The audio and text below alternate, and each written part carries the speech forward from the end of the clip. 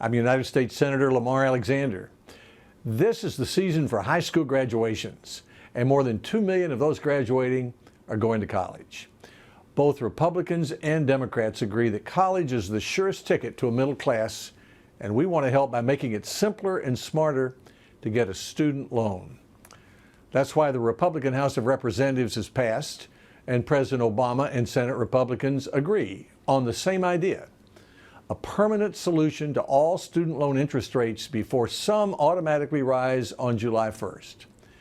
The idea is to allow the market to set interest rates. It's fair to students and fair to taxpayers. Now, some Senate Democrats want a short-term political fix that'll only benefit 40% of new student loans, but they stand alone. Between now and the end of the month, Senate Republicans will work hard with the President and with the House to produce an agreement that ensures all student borrowers benefit from today's low interest rates.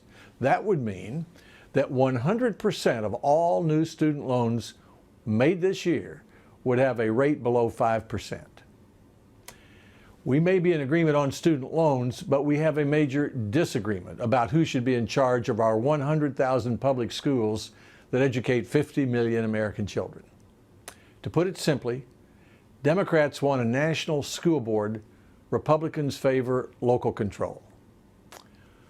Over the last decade, the United States Department of Education has become so congested with federal mandates that it has actually become, in effect, a national school board. If you remember the childhood game Mother May I, then you have a pretty good sense of how the process works. States must come to Washington for approval of their plans to educate their students. This congestion of mandates is caused by three things: No Child Left Behind, Race to the Top, and the administration's use of waivers. Together, they've imposed federal standards for what children must know in reading and math. They've coerced some states into adopting Common Core standards, and they've imposed federal definitions of how a state should measure school, teacher, and principal performance. This week, Senate Democrats reported to the full Senate an 1,150-page plan that would not only freeze these mandates into place, but double down, creating more than 25 new programs, as well as more than 150 new reporting requirements. Republicans voted to move in a different direction. We offered a 220-page plan to help children in public schools learn what they need to know and be able to do by restoring responsibility to states and communities and giving teachers and parents freedom, flexibility, and choice. We call it Every Child Ready for College or Career. Our plan emphasizes state and local decision-making. It puts Washington out of the business of deciding whether local schools are succeeding or failing.